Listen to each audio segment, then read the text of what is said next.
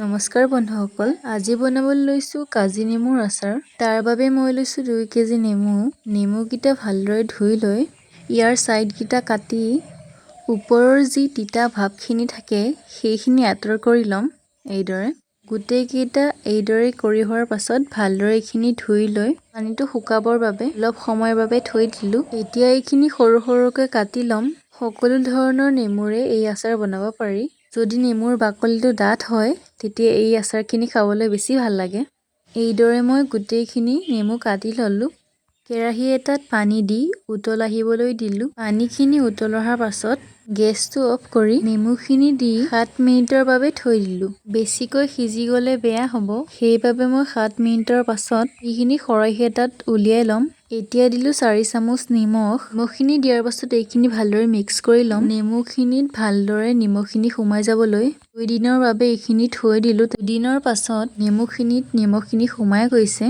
এতিয়া এইখিনি খৰাহী এটাত উলিয়াই লৈ ইয়াৰ পৰা পানীটো আঁতৰ কৰি ল'ব লাগিব। ভালদৰে পানীখিনি আঁতৰাৰ পাছত ডলা এখনত এইদৰে পেপাৰ এখন পাৰি ল'লোঁ।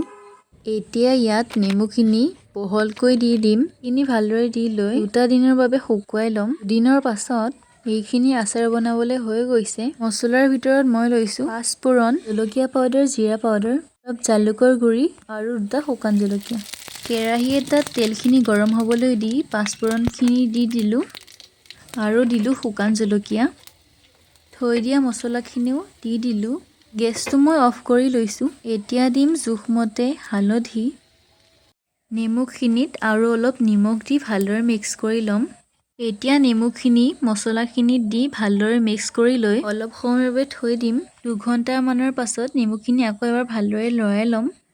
এতিয়া ইয়াতে দিম কাপ এটাৰে আধা কাপ ভিনেগাৰ। ভিনেগাৰখিনি দিয়াৰ পাছত ভালদৰে লৰাই লৈ বটল এটাত থৈ মই ৰ'দত দি থৈ দিম। ভিডিঅ'টো যদি ভাল পালে এটা লাইক কৰিব আৰু ভিডিঅ'টো কেনেকুৱা পালে কমেণ্ট কৰিবলৈ নাপাহৰিব।